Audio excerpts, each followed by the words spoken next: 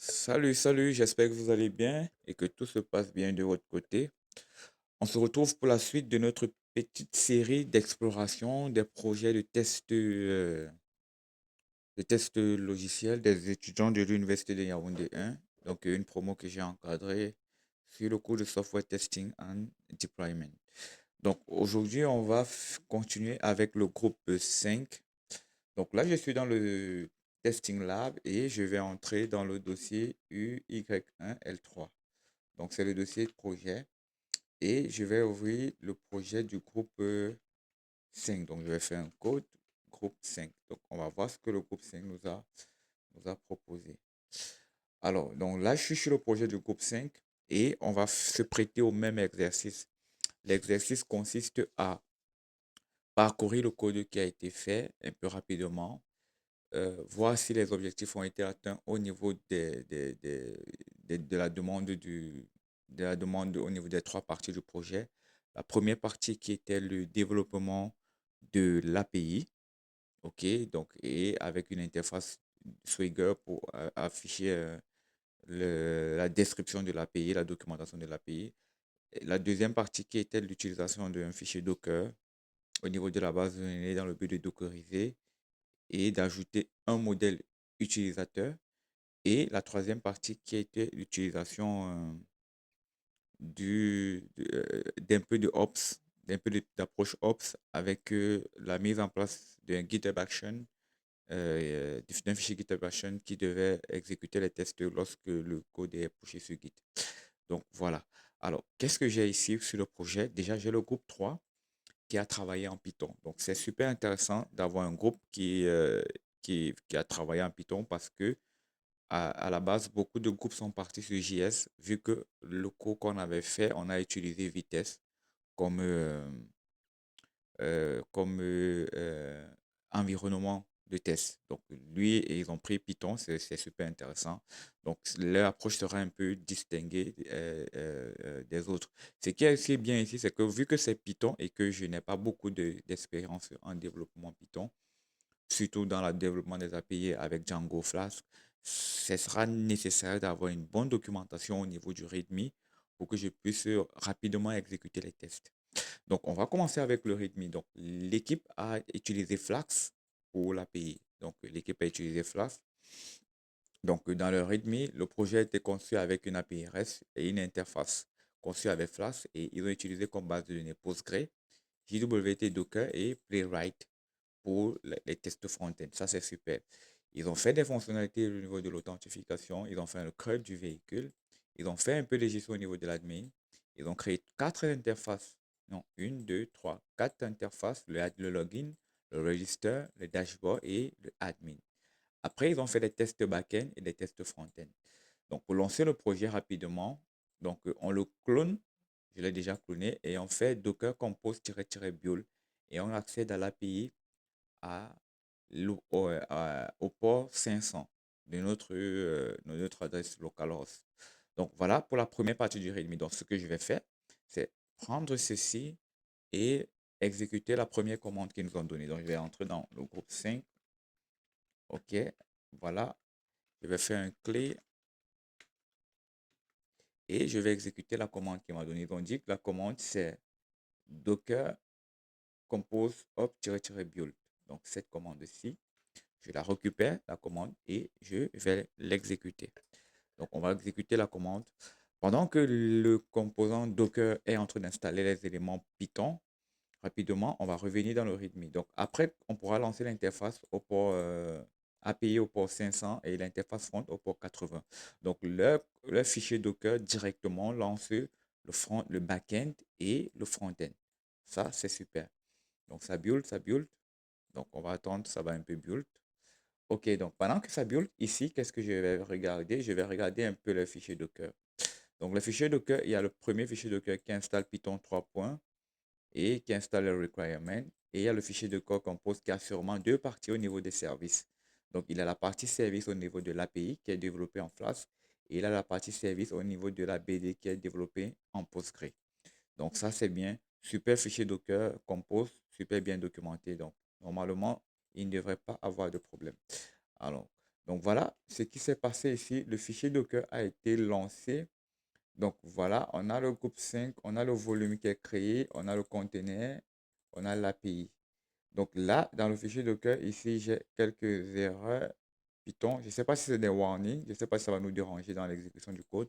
Mais vu qu'il est lancé, on va commencer par revenir dans le README, là, et on va accéder à ce lien-ci. Donc, on va accéder à ce lien. Donc, lorsque je le lance, le lien, il ne passe pas. Je ne sais pas. Ici, je vais accéder ici. Lorsque je le lance, il ne passe pas. Donc, quel est le problème? Là, je ne sais pas. J'ai droit des difficultés à débugger vu que je suis en Python. C'est du Python. Donc, on va regarder un peu ici ce qu'il propose. Il nous dit Database System is ready. Mais après, à ces erreurs, on a l'API System ici aussi. Donc, fatal error, faille, connect to server, database utilisateur not exist. Donc, on a des problèmes au niveau de l'exécution de la fichier Docker. Donc, ce que je vais faire à ce niveau, je vais revenir si je n'ai pas oublié quelque chose. Parce que là, je pense que je l'ai bien cloné le projet Docker compose-build. Hop. Donc, on va revenir un peu sur Docker Desktop. On va regarder ce qui est dans le conteneur ici. Euh, c'est l'API qui ne s'est pas lancée. La base de données s'est lancée, mais l'API ne s'est pas lancée. Donc, l'API ne s'est pas lancée ici. Donc, je vais à Stop et je vais là. Donc, on va un peu essayer de la Restart. Restart pour voir pourquoi elle ne se lance pas. Donc, je vais cliquer ici dans mon fichier Docker et on regarde. Elle dit que ça ne démarre pas parce que la base de données utilisateur n'existe pas au niveau de Docker. Et je ne sais pas, est-ce qu'on pourrait corriger ça rapidement? Je vais revenir dans Docker Compose. Base de données véhicule, table véhicule. Est-ce que... Non. Ok. PostgreDB véhicule. Inspect. Inspect. Donc, une minute, je reviens. On regarde un peu le groupe 5. Donc, l'API ici est construit, c'est utilisé, mais le conteneur, quand on l'exécute, ça ne passe pas. Ça, je vais déjà arrêter le conteneur ici pour le delete. Donc, voilà. Ici, la base de données Postgre passe, mais c'est l'API qui ne passe pas. L'API ne passe pas. Pourquoi? Parce que lorsque j'affiche les logs, lorsque j'affiche des logs, il me dit qu'on a un problème au niveau de la connexion ci. Dans ce port Docker, si conteneur file, la base de données, database utilisateur de notre existe. Donc, est-ce que je dois modifier le fichier Docker pour ça? Une minute. Donc, on va regarder. Ils ont déjà la base de données véhicule qui est créée. Maintenant, dans la base de données véhicule, ça veut dire que lorsque l'API s'exécute, au niveau de la connexion, l'API se connecte forcément à une table base de données. Ben, ici, j'ai utilisateur.sql et véhicule.sql. Donc, est-ce que dans le README, ils ont mis un cas où on a une erreur? À l'intérieur du conteneur, on va faire slash migrate. OK? Donc, enfin, alors, donc ici, ils disent que ça passe, ça passe, mais à l'intérieur du conteneur, sudo conteneur docker compose executed API bash. Donc, à l'intérieur du conteneur, flashdb migrate initial et flashdb upgrade. Donc, migration sur la base de données. OK, donc on va faire ça. OK, pour que l'API puisse démarrer. Donc, je vais couper ici. Donc, déjà, si on fait Docker PS, on a le Docker de Postgre seulement. Donc, on n'a pas. Donc, je dois me placer à l'intérieur du conteneur. Docker compose execute API bash. Le problème, c'est que le conteneur n'a même pas démarré parce que il a fait une erreur. Il n'a pas demandé. Donc, est-ce que je vais voir comment entrer en command line dans ce conteneur? OK, donc on va venir là.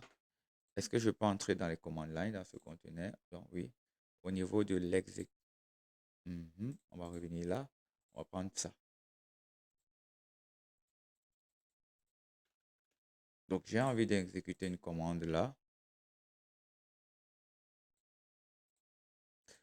Mhm. Start.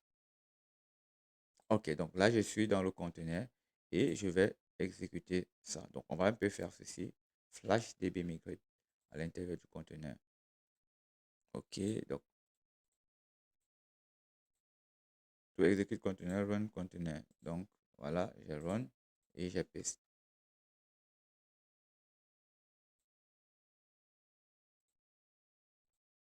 Ça ne s'exécute pas parce que le conteneur affiche toujours une erreur. L'erreur, c'est parce que la base de données utilisateur n'existe pas. Ils auraient pu corriger ça comment? Une minute. Ah, ça, là, ça c'est intéressant déjà parce qu'on se met à débugger le code pour qu'il puisse fonctionner. Là, je suis sur FlashDB Upgrade. Je suis sur, donc, normalement, mon problème, il est juste là. Docker Compose Execute API, migration de la BD. Mais la BD ne peut pas migrer si le backend n'a pas démarré. Ce qu'on va faire à ce niveau, je vais revenir.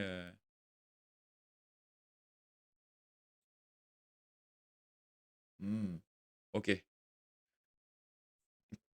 Donc, commençons déjà par regarder si on peut créer ça directement au niveau de Postgre. Donc, si j'entre ici, j'ai là, ici j'ai créé database, j'ai ceci, j'ai ceci. Si j'entre ici, si je fais un PSQL, donc PSQL données existe. Bon, malheureusement, je ne peux pas zoomer cette partie ici. Qu'est-ce que je peux faire? Hmm. Donc, on va entrer dans le fichier. On va essayer de, comme c'est une base de données PostgreSQL, on va essayer de créer une table dedans et essayer de relancer le. Comme c'est une base de données PostgreSQL, je me dis, on va essayer d'entrer à l'intérieur, créer une table utilisateur, database utilisateur et maintenant relancer l'API pour que ça puisse fonctionner. Parce que la base de données utilisateur n'existe pas dans le conteneur Docker. Donc, ce que je vais faire ici, vu que je suis en ligne de commande sur ce conteneur-ci, l'image c'est Postgre et le name c'est DB1. Ok, donc c'est DB1. Donc, je vais entrer dans le conteneur là pour créer ces éléments-là directement. Donc, on va faire un. Je vais chercher la commande inside to container. Mhm.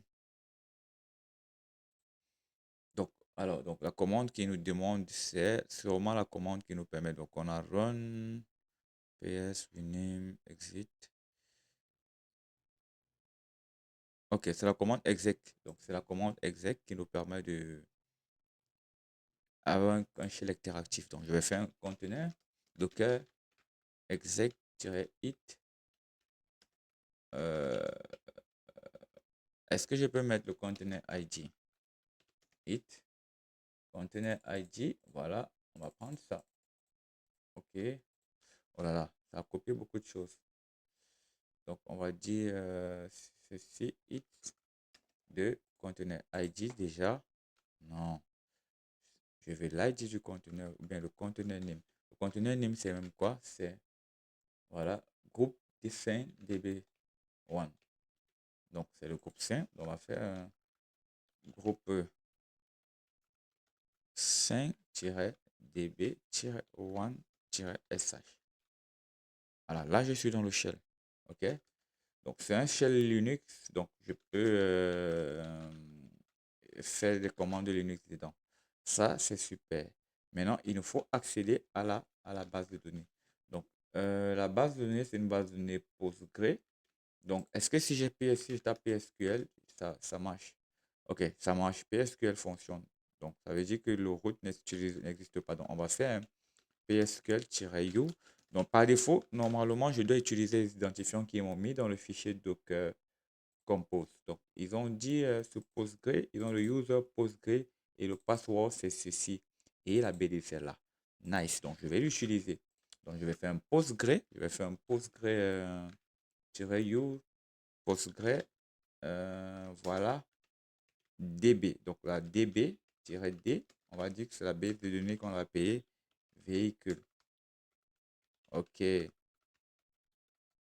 Voilà. Donc, je suis connecté à véhicule. Donc, à véhicule, donc, je vais créer les tables utilisateurs et voilà. Alors, en même temps, je peux même directement exécuter le code si, hein, s'ils ont des données dans la base de données, je peux exécuter ça. Donc, si c'est du Postgre et que j'ai ceci, je vais essayer d'exécuter. Sauf qu'il n'a que utilisateur. Il n'a pas un SQL au niveau des véhicules, il n'a que utilisateur. Donc, alors, il a fait un backup pour les éléments au niveau de toute la base de données. Donc, ici, il y a la table user avec ici et seulement les users. Bah, moi, je vais. Voilà, la table véhicule. D'accord. Bon, on va aller comme ça pour que le flasque puisse passer. Donc, on va aller comme ça pour que le flash puisse passer. Une minute. Voilà. OK. Donc, je suis en train de regarder comment exécuter ces codes-là. Donc, je vais prendre le... Non. Alors, je vais prendre le premier code au niveau du backup. Je vais plutôt utiliser le backup. Donc, pour le fichier backup ici, je vais prendre... Est-ce que je ne peux pas importer? Donc, vu que je suis dans le conteneur, ça sera vraiment difficile. Donc, je vais set tout ceci. Vu que c'est un dump, je vais set tout ceci. On va voir si ça va passer, hein. OK, les 7 passent. Donc, on va prendre tout le reste. Vu que c'est du code SQL, il n'est pas long. On va le prendre là, jusqu'à là. Et on va le coller. Donc, il me met des syntax error parce que relation véhicule existe déjà et tout et tout. Donc, si je fais un slash D, ce qui est intéressant, c'est vraiment le débugage. Il y a forcément une erreur. Euh, Pourquoi? Une erreur? Donc, là, il y a une erreur. Donc, si je fais slash.help, hmm, slash L, à défaut, ma commande créer de véhicule, relation véhicule existe déjà, donc je ne peux plus la créer. Voilà, voilà. Show, si je fais un show table,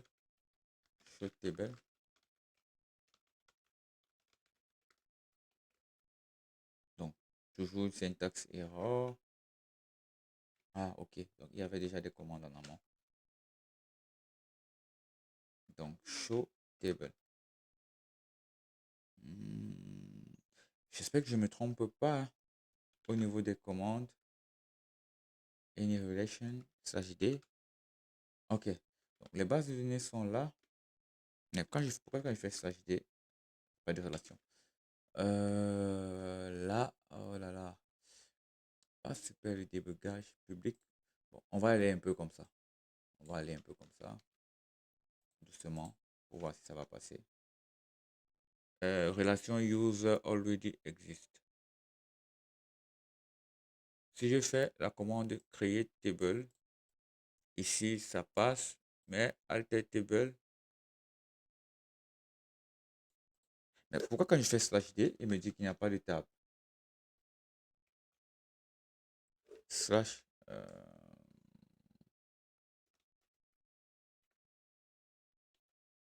slash help. Mais la base de données véhicule n'a pas de table. Moi, je ne vois pas les tables là. Et après, même ici, il y a réaction. Ici, ils ont leur problème. Il y a table utilisateur, database utilisateur. On me dit des erreurs ici. Qu'il y a la table database utilisateur do not exist. Donc, c'est la base de données utilisateur. Database utilisateur do not exist. Donc, il y a une base de données utilisateur à part qu'on doit créer. Utilisateur.sql. Je ne sais pas. Donc, là, j'ai public, user. C'est dans quelle base de données ici? Database dump. Bon. SQL véhicule. Il est vide. Après, ok, donc ici j'ai un pull request de deux fichiers. Je ne sais pas, peut-être le rythme qui a été modifié à ce niveau-ci. Donc, peut-être il y a quelque chose que j'ai manqué sur le rythme. Je vais un peu pour, je vais un peu pour ce qu'ils ont fait rapidement. Je vais faire un guide pull. J'espère déjà que je n'ai pas modifié le code pour que ça ne me fasse pas de conflit. Git statut. Ok, c'est ok. Git pull origin main. Voilà, donc je vais pull un peu l'origine main là. On va voir ce que ça va nous donner. Ok, ça a modifié le readme. Donc, sur l'origine main, ça a modifié le readme. On va open le readme. Voilà, donc j'ai open le readme. Ok, donc sur le readme, on va voir ce qui a été update. Donc, il y a déjà ça, il y a ça. Notez bien, le login des utilisateurs, c'est admin 3 pour pouvoir accéder à la page des gestions d'utilisateurs. Oui, la migration, c'est Docker Compose exécuté page D. Ok, donc il y a juste un update sur le NetABN et je pense que le reste, c'est plutôt la même chose. Donc, il y a l'auteur, la supervision. Alors, merci pour l'équipe. Alors, on revient ici sur la partie base de données. Bon, peut-être je dois créer une base de données utilisateur pour que ça ne fasse plus d'erreur. Create, database, utilisateur. Voilà, voilà, la base de données a été créée. Donc, normalement, dans le fichier C, j'ai ça. Alors, je vais réexécuter l'API ici. Si l'API avait besoin d'une base de données utilisateur. Voilà, j'ai exécuté l'API, c'est passé maintenant. Donc, ça veut dire que peut-être le seul problème qu'on a avec, c'est sur la base de données utilisateur. Donc, est-ce que si j'accède au port, ça va m'afficher maintenant? Voilà, ça passe plutôt. On accède là au port, ça passe. Donc, le serveur Flask passe. Nice. Donc, si le serveur Flask passe déjà, si le serveur Flask est en train de passer, ce qu'on va faire, c'est que on va voir comment déjà accéder à l'API et voir si on peut faire des migrations comme ils les ont dit. Donc déjà, là, si ça ici c'est bon, les deux si c'est bon, donc quand je reviens dans mon élément Docker, donc je vais quitter. Euh, bon, on va faire, on va faire exit.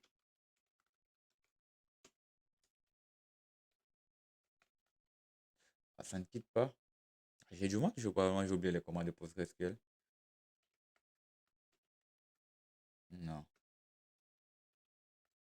bon, on va faire ça. CTRL C, CTRL C. Ok, donc c'est anti-slash. Je fais slash h, slash h, anti-slash h. Les commandes de Postgre, je les ai oubliées. Une minute, laissez-moi exit PSQL command line, PSQL command line. Donc, c'est slash q. Donc, c'est ça que j'ai mis slash petit q. Not found. Hmm, une minute. Ah oui, je suis déjà quitté du terminal. Donc, je dois juste fermer le fichier Docker. Ok, je suis déjà quitté du terminal. D'accord. Donc, on va revenir ici. On va fermer ce terminal-ci. Hmm, quitter. On va réouvrir un nouveau et on va revenir au niveau de Docker. On va faire un PSQL. Ok, donc si je fais, pardon, je vais faire un Docker PS, pardon, pour voir si les deux conteneurs sont exécutés. Docker PS. Donc voilà, j'ai deux conteneurs, le conteneur de l'API et le conteneur de la base de données. Les deux fonctionnent. Donc on a ici groupe 5 API 1 et groupe DB API 2. Nice. Pour Docker, les gars, on marque des points. Donc on va revenir maintenant ici à notre README et on va faire la migration. Donc on va faire sudo compose execute API bash. À l'intérieur du conteneur, Flask DB migrate initial et Flask upgrade. Donc, si je fais ceci, je vais voir. Donc, forcément, la commande ici ne va pas fonctionner parce que je ne sais pas ce qu'ils essayent d'exécuter ici. Je ne sais pas. Bon, mais entrons dans le conteneur et essayons d'exécuter ceci. OK, donc on va prendre toujours le conteneur au niveau de... ça sera maintenant ça sera maintenant au niveau de Postgre, pas au niveau ça sera au niveau de l'API, pas au niveau de Postgre. Donc je vais faire revenir sur ma commande exec docker pour le shell interactif. Je vais entrer dans groupe sain API. Voilà. Je suis dedans. Et ici, je vais faire la migration de ceci. Donc, on va faire ça.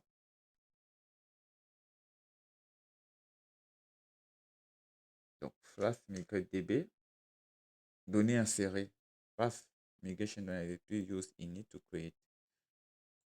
Euh, path don't exist migration please use to init to create a new script shell. Je ne sais pas si c'est passé. On verra. Je vais aussi exécuter ça. Coller. Slash db upgrade. Donc, je suis dans le shell de la base de données. Donc, il me met toujours cette erreur-ci, mais il met données site insérées. Données site insérées. Donc, si j'ai des données sites insérées dans l'API, est-ce que je peux les voir dans la base de données? C'est un peu ça, parce que là, il faudrait que je puisse voir ces données dans la base de données. Donc, ici, ce que je vais faire, c'est essayer un peu d'appeler une API à ce niveau-ci, de voir si ça passe. Donc, on va faire le curl-ci dans mon terminal et voir si ça renvoie des éléments. Si ça renvoie des éléments, ça veut dire que les migrations sont passées. Donc, voilà. On regroupe, copie ici. OK, j'ouvre un nouveau terminal que je vais zoomer. Donc, je vais d'abord faire un curl de tout ceci. OK, donc, je fais ça. Donc, ça met message utilisateur curl localhost post content JSON username message utilisateur. Donc, je ne sais pas ce que ça devait me donner comme résultat. Connexion pour créer un utilisateur. OK, ça a créé l'utilisateur. Lister un peu les utilisateurs, mais il faut un token. OK, donc ici, on va se connecter. Prenons un peu ceci pour la connexion. J'ai créé un utilisateur. Ça a créé quel utilisateur? Dep. Connexion Dep. OK, je vais faire ça. OK, ça a créé le token. Donc, ça passe plutôt, ça passe. Ça a créé le token. Mais maintenant, le curl, si on doit l'exécuter avec un access token. Donc, l'access token, il est grand. Bon, alors, on va le récupérer juste là, hein, pour voir comment ça peut fonctionner ici. C'est pas grave. On a de l'espace. Donc, j'ai mis l'access token ici. Le beer, on va enlever la côte ci et on va enlever la côte ci. Voilà, je pense que c'est bon. On va prendre ce curl-ci et on va voir si ça nous affiche la liste des users. Donc, ça met admin requis. Donc, ça veut dire que le token, je l'ai mal. Peut-être je l'ai sûrement mal mis. Peut-être c'est sûrement entre les côtes. Une minute. Donc, je vais récupérer encore ce token-là. Parce que je me suis dit que peut-être il n'y a pas de côte. Comme ça. Mais je sais que le billet n'a pas ceci et cela. Oui. Donc, on récupère. On va clear. Et on va exécuter la requête avec le token. Bon, signature faille, donc il y a un erreur de signature, donc c'est normal. Ici, donc voilà, c'est forcément il y avait une erreur de signature là et là. Donc voilà, on exécute ça. À défaut, je peux l'exécuter avec accès refusé admin. Gestion des véhicules. Toutes les API vont se prendre avec des tokens d'accès. Ici, c'est pour lister les utilisateurs. Bon, c'est pas très important pour moi de lister les utilisateurs. Prenons l'API qui affiche les véhicules, tout simplement. On voit si on a des véhicules qui ont été migrés dans la base de données. Toujours l'autorisation est toujours refusée. Donc, je vais ajouter un fichier request pour qu'on n'utilise pas un access token, je vais afficher un fichier request.http. OK. Donc, j'espère que lui, il va nous permettre de faire cela. Donc, on va utiliser GitHub Copilot. On va utiliser GitHub Copilot pour voir comment travailler ça. Donc, je vais prendre la requête ici qui a créé, qui se connecte ici. Je vais transformer ça avec avec GitHub Copilot. Donc, je vais dire que transform change to request. Donc, vu que c'est un fichier request, donc je pense que ça va changer. Voilà. OK. Non, c'est pas ça que je veux. On va faire post. Donc, d'après la syntaxe, si on fait un post ici, normalement, et puis il y a user, donc alors 5000, content length, oui, ok, voilà. Donc, normalement, si on fait ici un jazz, on va faire post login, login. Ça, on va mettre en commentaire. Voilà, donc normalement, je peux l'envoyer. On va coller ça ici, c'est mieux. Content.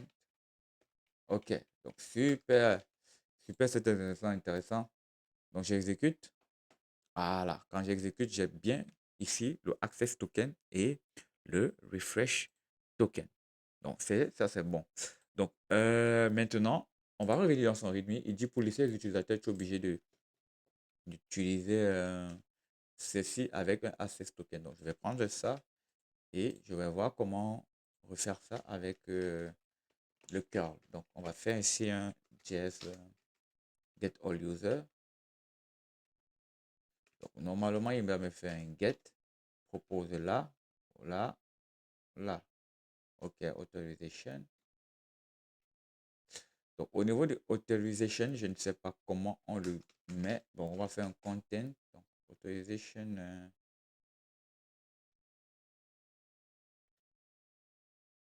Donc normalement, je dois passer le access token. Donc c'est ça. Parce que là, je n'ai pas la syntaxe ici d'utiliser un token d'accès. On va faire authorization. On va passer tout ceci. Copier. Je vais mettre là. Là. Est-ce que ça va passer? On va ici, authorization beer access token. Donc, on va mettre authorization beer access token. Voilà. Est-ce que ça va passer? Donc, ici, pour exécuter ici les commandes, on met 3JS. Pour délimiter ici, je vais aussi mettre 3JS. Voilà. Donc, aussi, on va fermer ici et on va exécuter. Pour ça, c'est le login, non? OK. Donc, token invalide. Donc, le token est invalide ici. Je vais mettre un Copilot de correct. Correct. Normalement, il doit comprendre. OK. OK. Donc, il a corrigé. On exécute un peu. Donc, on me dit admin requis. Mais pourtant, je suis connecté. Admin requis. Pourquoi toujours admin requis? J'ai du mal à lire ce token ou bien? Donc, je vais réexécuter ici. Je vais me reconnecter. Voici un nouveau token qu'on m'a envoyé. Il est là. Parce que là, sur la documentation, ils m'ont dit qu'on met un access token. Et non, ici.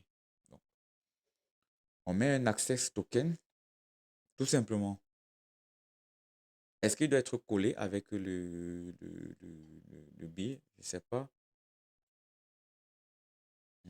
Non, c'est pas collé. Parce que quand on fait un string, ça prend tout ceci. Ok, donc je vais récupérer le token ici. Je vais le changer. Toute cette partie, toutes les trois parties du token. Celle-ci aussi, je vais la changer. Minute. Ok, donc celle-ci aussi, je vais changer cette partie. Je Je n'ai pas dit tout ça. Donc, je vais prendre tout ceci. Je vais aussi changer. Et, ok, donc peut-être peut-être forcément, il faut mettre ça ici à l'intérieur comme ça, hein. Ok, on va réexécuter.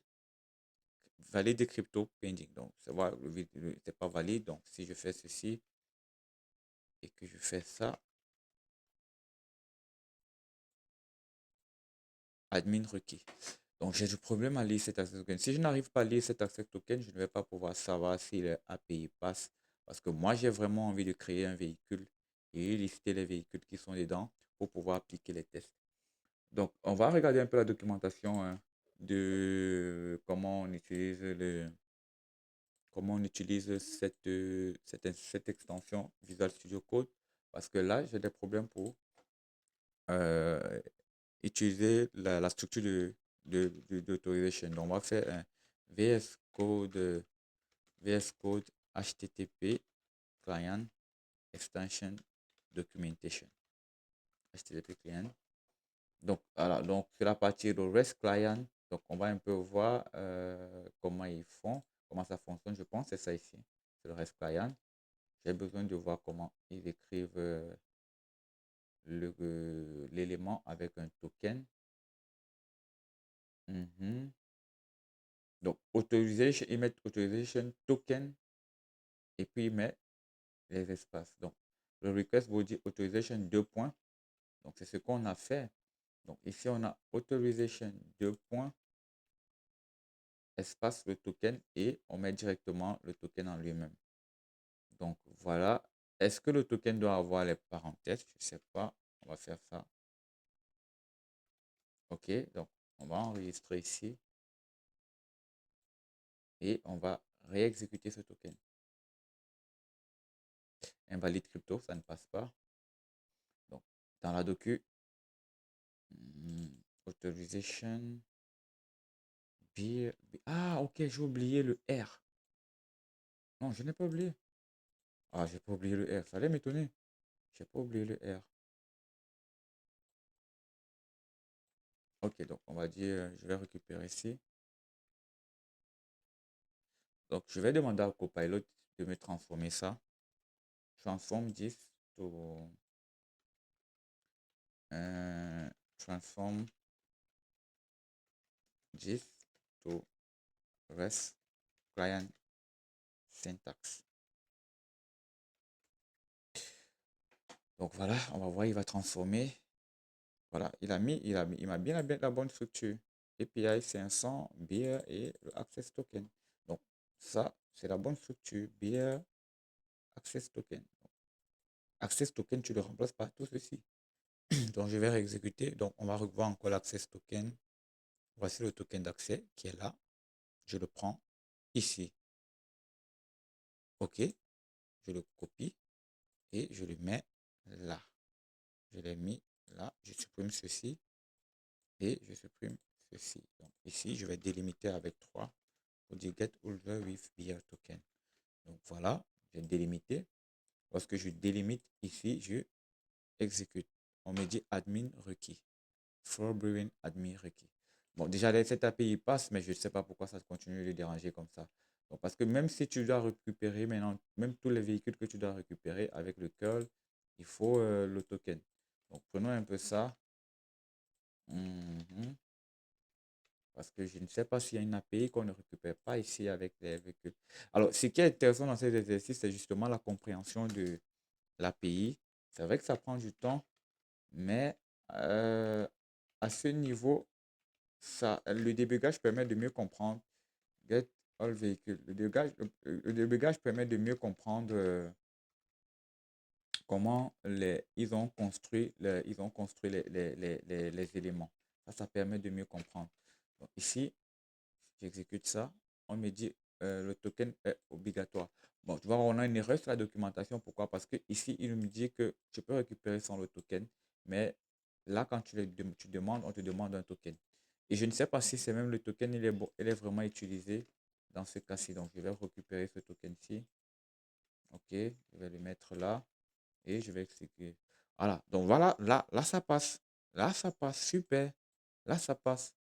Oh, ça passe. Donc là, il y a des véhicules et tout. Donc l'API fonctionne. Ah, je suis plutôt content.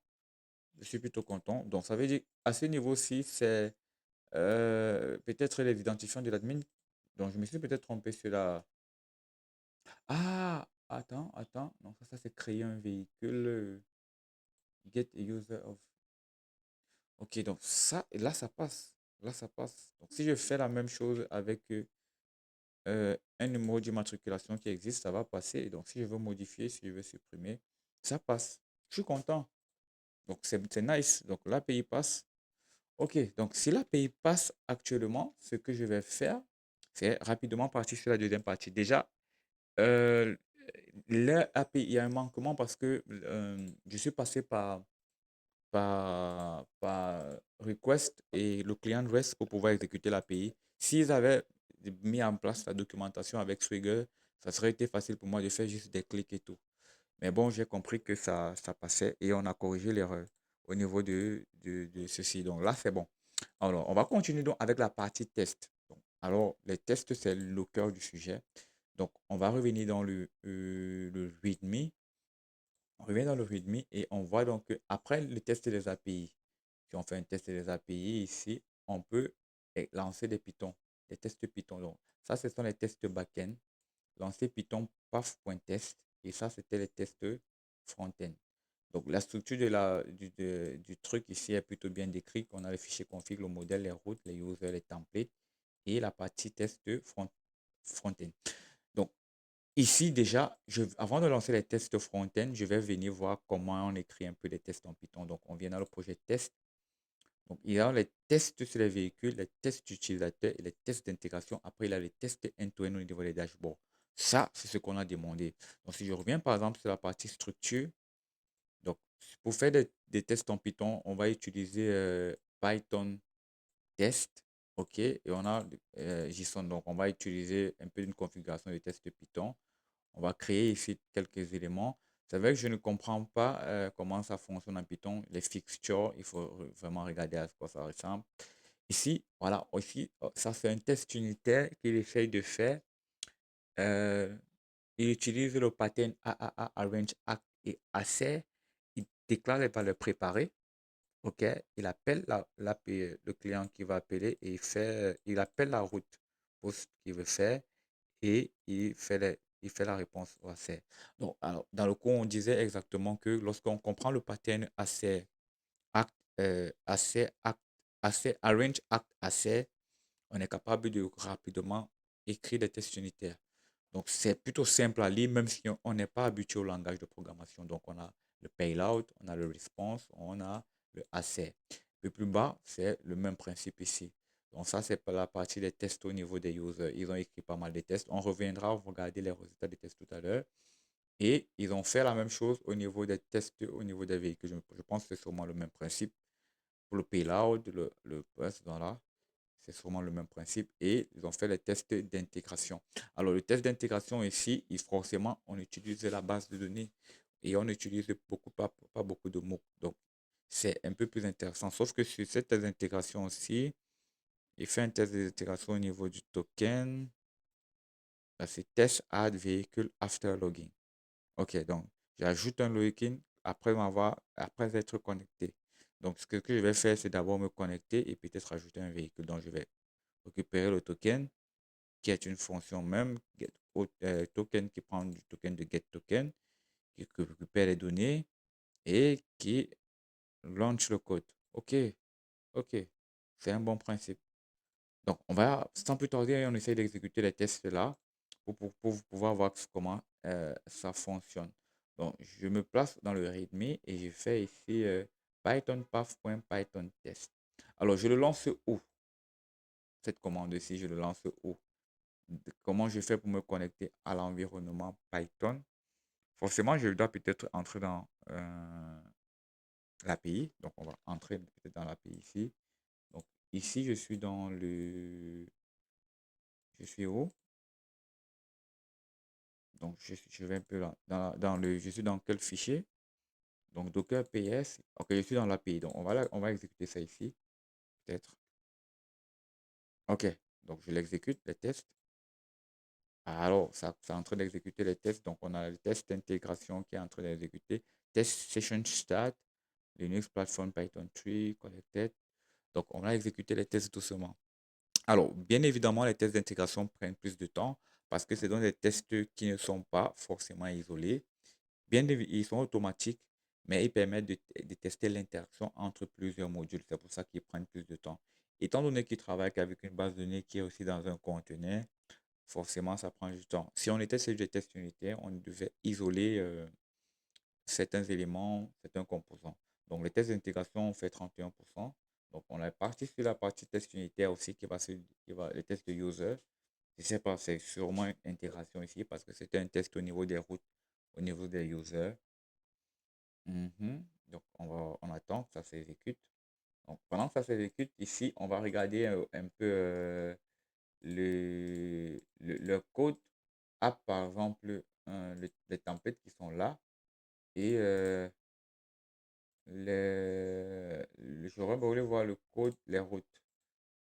Donc, ici, c'est un peu difficile à tester en test unitaire, justement, parce que dans la route, ils ont mélangé. S'ils avaient divisé le code, par exemple, en contrôleur route, contrôleur service, on pourrait faire des tests unitaires au niveau des services. Mais je me dis aussi que c'est peut-être la structure que Django propose, ce que Django propose comme structure du framework, ça les oblige à écrire ça comme ça. Mais après on peut refactoriser. Ouais, ça serait intéressant de refactoriser. Donc voilà, tests unitaires aussi qui sont exécutés et maintenant les tests au niveau des véhicules. Donc on va attendre comment ça s'exécute.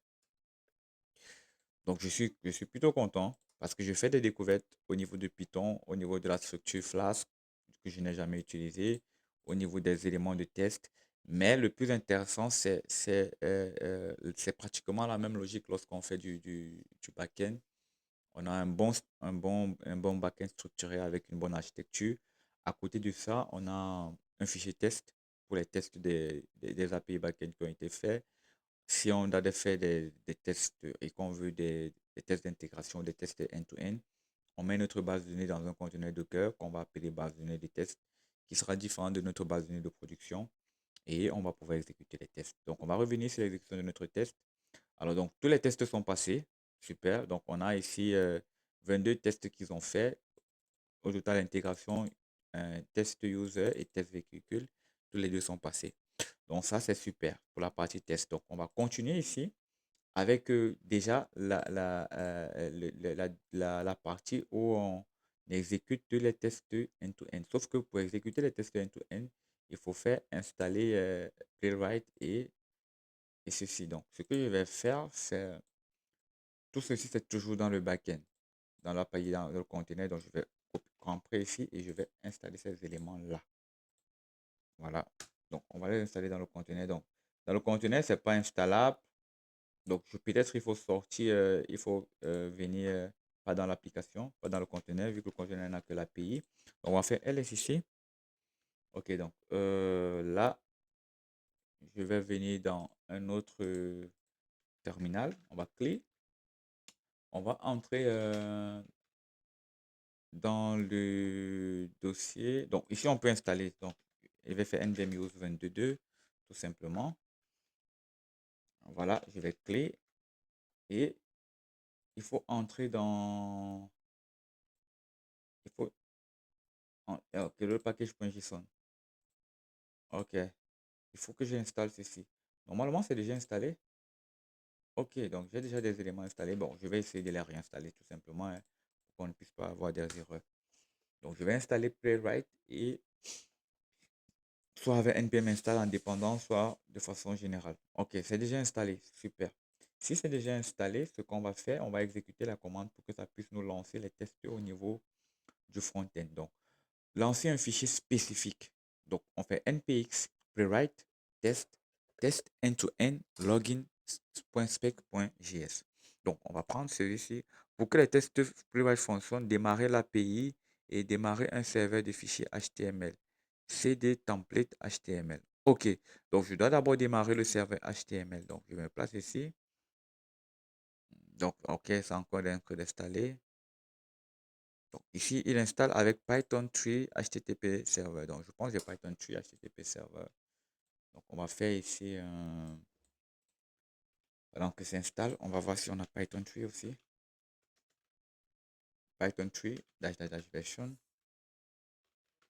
Voilà. Donc on va faire Python 3 HTTP server.localhost. Mais il faut entrer dans le template. Donc je vais faire un CD. Il n'y a pas de ces templates. Ils ont dit que je dois entrer dans le dossier template. Donc c'est forcément ce dossier front-end. Donc template, app, template. Donc ok, on va faire cd, app, template.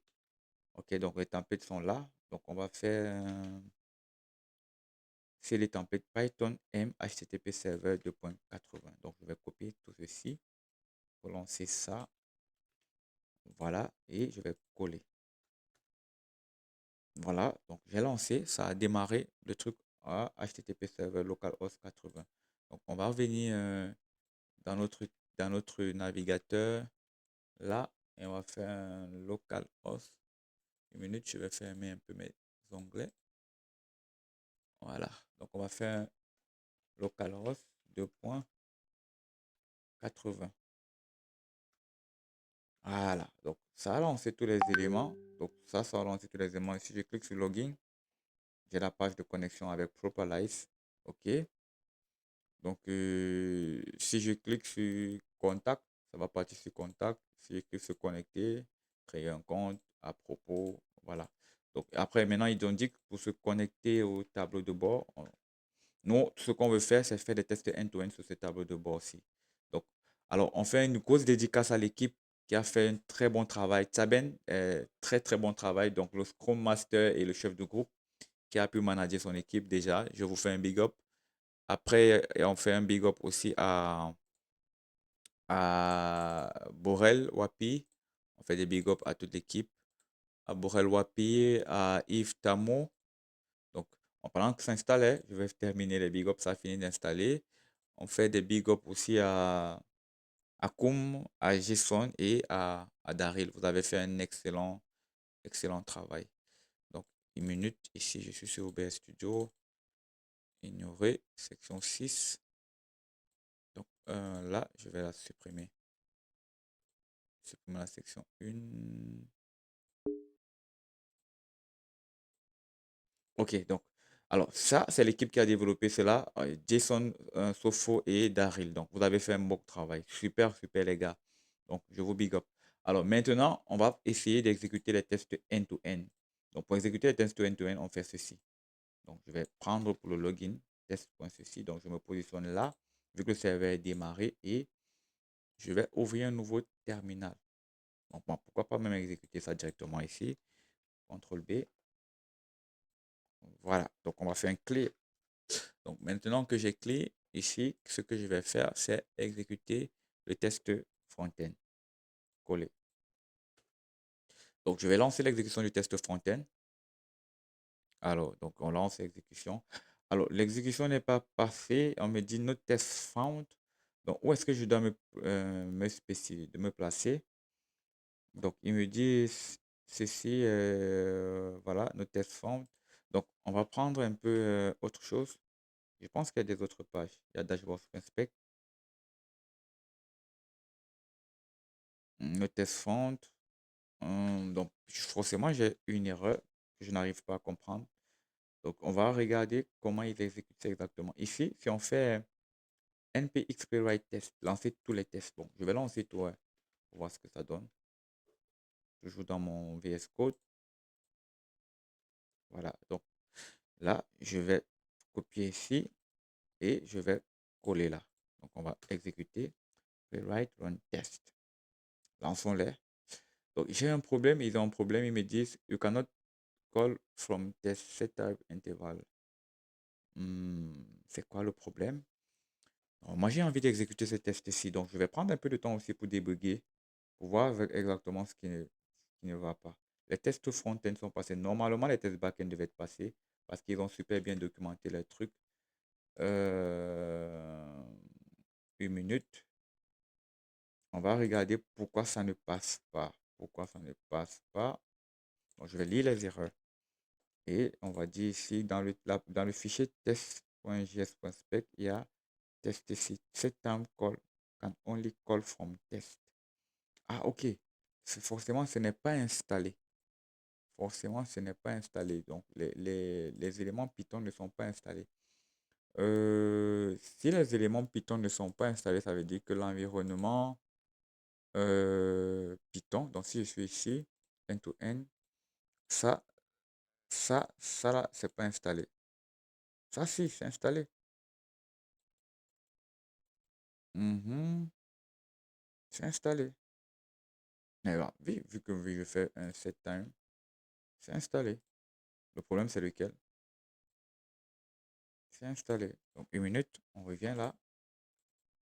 Donc, you can only call from a test. Mhm. Spec, on va regarder la première, à la ligne 6, au niveau du dashboard, à la ligne 6. Playwright test does not expect test describe to call her. Must include test.describe is a configuration file. You have two different versions. Our bus provided test usually append no dependence package dépend to our bus.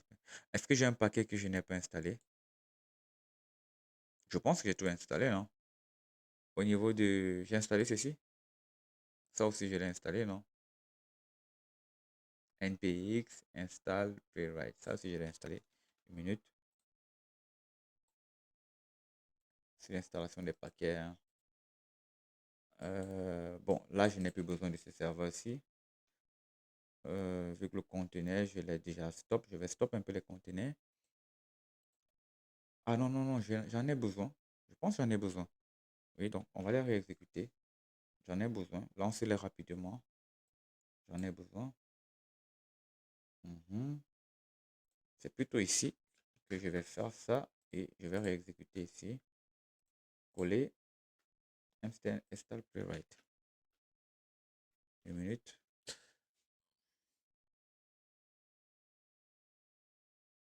Donc voilà, j'en ai besoin. J'en ai besoin. Donc on va continuer. Oui, ça a installé playwright. Donc à ce niveau, qu'est-ce que j'ai au niveau de mon playwright? Salut, alors j'ai eu un petit souci avec la vidéo tout à l'heure.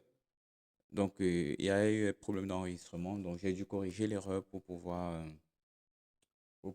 continuer à enregistrer. Donc lorsque vous verrez cette vidéo, c'est en fait la deuxième partie de les tests des API au niveau du projet 5, au niveau du groupe 5, du projet de test des API avec du software testing, pardon. Donc, on était sur le groupe 5 et je voulais faire des tests au niveau front-end, donc des tests end-to-end au niveau front-end. Donc, il s'agissait pour nous d'exécuter la commande npm playwright run test. Donc, ça ne marchait pas. Donc, l'erreur, c'est que, en fait, dans le fichier README qu'il y avait, la première chose, c'est que je devais juste installer playwright/test. Mais en installant, j'ai installé deux versions. Donc, j'ai installé cette version-ci. Donc, on m'a demandé d'installer la version avec le slash test. OK, donc je l'ai installé et j'ai supprimé la version playwright tout court. Donc, j'ai installé playwright slash test. Donc, je vais revenir donc dans mon terminal ici. Lorsque j'ai exécuté sans installation, ça m'a toujours donné la même erreur au niveau de la fonction describe qui n'était pas reconnue. Donc, la fonction describe n'était pas du tout reconnue. Donc, ce que je vais faire ici à côté, juste là, c'est que j'ai réinstallé playwright slash test, OK, et j'ai exécuté le npm run test. Donc, quand je vais l'exécuter, ça va me lancer plusieurs applications du dashboard. Donc, ce qu'on va faire ici, il s'agissait déjà, avant de lancer le playwright test, de démarrer le serveur dans le dossier template. Donc, il faut qu'on démarre aussi le serveur. Je ne sais pas s'il est déjà démarré. Forcément, il est démarré, donc je vais le redémarrer là.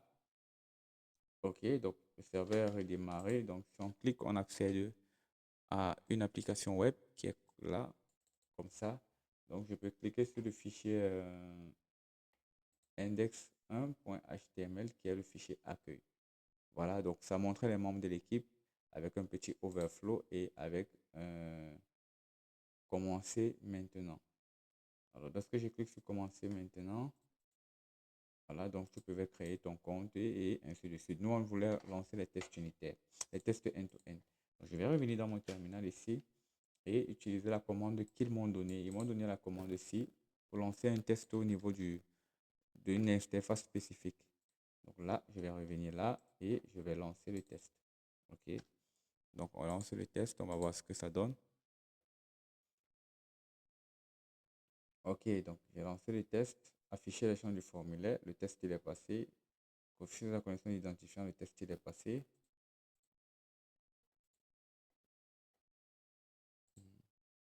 Et les trois tests sont passés. Donc, on va lancer l'autre test aussi, le test au niveau du...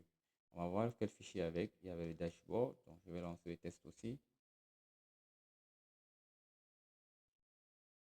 Voilà. Donc, alors, normalement, Chromium devait me proposer une interface de navigation. Peut-être forcément parce que ce n'est pas complètement installé.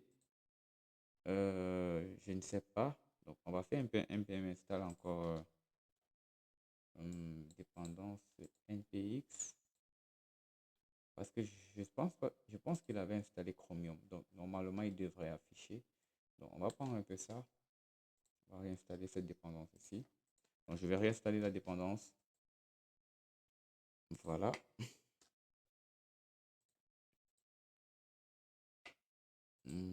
La dépendance est... Alors, host validation one, sudo npx provide install dep. Ok, donc peut-être ça n'est pas passé aussi.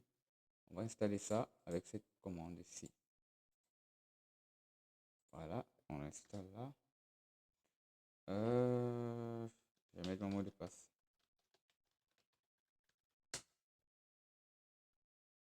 Je l'ai raté.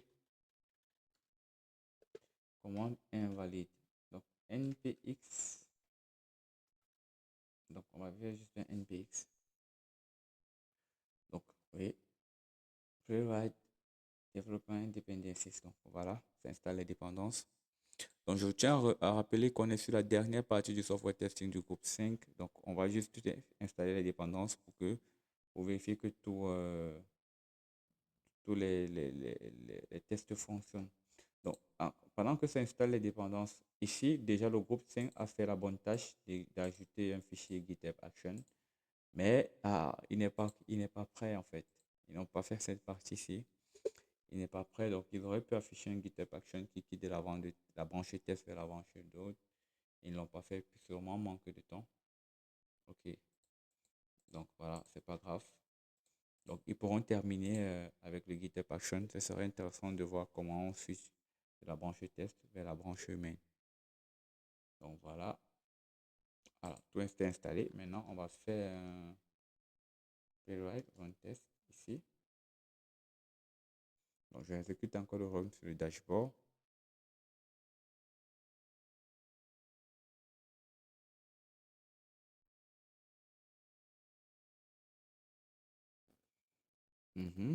Ok, les tests sont passés. Donc, on va faire un playwright end-to-end de register speak. Je pense qu'il y a tout à l'heure il y a une erreur sur ce test-ci, mais normalement, si tout est corrigé, ça devrait passer. Ok, tous les tests sont passés. Donc voilà un peu de quoi il s'agissait au niveau du groupe 5. Donc ils ont fait un magnifique travail. Test front-end, test unitaire, test d'intégration, test end-to-end, test front-end. Et les manquements, c'est juste la documentation Swagger et le CI/CD. Donc on se donne rendez-vous dans une prochaine vidéo.